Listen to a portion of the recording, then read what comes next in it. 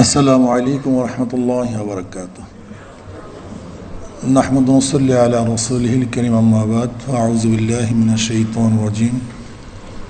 বিসমিল্লাহির রহমানির রহিম। কুনতুম খায়রা উম্মাতিন উখরিজাত লিন-নাস তা'মুরুনা বিল মা'রুফি ওয়া তানহাউনা আনিল মুনকার। সাদাকাল্লাহুল আলিয়্যুল আযীম। আজকে অনুষ্ঠানের সম্মানিত সভাপতি,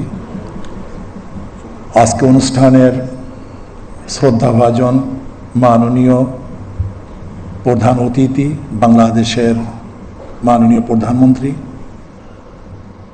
হযরত উলামায়ে কেরাম, সর্বস্তরের বিভিন্ন স্তরের দায়িত্বশীল ভাইরা আমার, আমি সংক্ষিপ্ত দু একটা কথা বলবো। আজকে উলামায়ে কেরামকে এবং ধর্মীয় যাজকদেরকে সম্মানিত করা হয়েছে, এর জন্য আমরা আনন্দিত, খুশি, এবং আমরাও মাননীয় প্রধানমন্ত্রীকে সম্মানিত করতে চাই। বাকি আমি মনে করি উলামায়ে কেরামের সম্মান বেশি হবে যদি তাদেরকে স্বাধীনভাবে কথা বলতে দেওয়া হয়। কোরআন ও হাদিসের খেলাফ যতক্ষণ তারা কথা না বলবে ততক্ষণ পর্যন্ত যেন তাদেরকে বাধা না দেওয়া হয়, আমার একটা প্রস্তাব। নাম্বার 2, আজকে একজন ইমামকে দেখা যায় সভাপতি সাহেব সালাম না দেওয়ার কারণে তাকে বিদায় দিয়ে দেয়, একটু সম্মানিত না করার কারণে তাকে বরখাস্ত করে, হয়তো বাজারটা ঠিক মতো মুয়াজ্জিন সাহেব, সেক্রেটারি সাহেবের বাড়ি পৌঁছানো না কারণে তাকে বরখাস্ত করে দেয়। আমি আজকে আমার প্রধানমন্ত্রীকে অনুরোধ করব, একটা নির্দিষ্ট নীতিমালা থাকা চাই যে কোন কারণে তাকে বরখাস্ত করা হবে। মাশাআল্লাহ, আলহামদুলিল্লাহ, জাযাকাল্লাহ।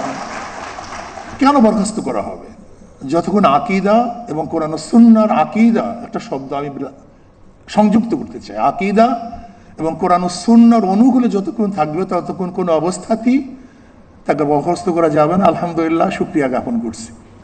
নাম্বার 3, যদি আপনি সম্মানিত করতে চান উলামায়ে কেরামকে, তাহলে আমি বলবো যে কমপক্ষে যারা চাকরিতে অন্তর্ভুক্ত হবে তাদের চরিত্রের সার্টিফিকেট যেন এই ইমাম থেকে নেওয়া হয়, এই এলাকার ইমাম থেকে, যে 5 ওয়াক্ত নামাজ পড়ি কিনা, তার আদর্শ ভালো কিনা। যদি এরকম কিছু তাদের থেকে চারিত্রিক সার্টিফিকেট নেওয়া হয় তাহলে আমরাও ভালো হয়ে যাব, আমরা ভালো হবো, আমরা তার চরিত্রের সার্টিফিকেট দিই। কাজে আমি যদি ভালো না হই চরিত্র সার্টিফিকেট আমি দেবো কিভাবে? কাজে আমাকে আগে চরিত্রবান হতে হবে, তারপর আমাকে চরিত্রের সার্টিফিকেট দিতে হবে। যদি এই কাজটা করতে পারেন, জীবনভর আপনাকে সবাই স্মরণ করবে যে কমপক্ষে এই ব্যক্তি নামাজ পড়ে, এই ব্যক্তি খারাপ কাজের সাথে সংযুক্ত না। যদি ইমাম থেকে এরকম সার্টিফিকেট নেওয়া হয়, চরিত্রের সার্টিফিকেট, মনে হয় যেন সম্মানিত করা হবে।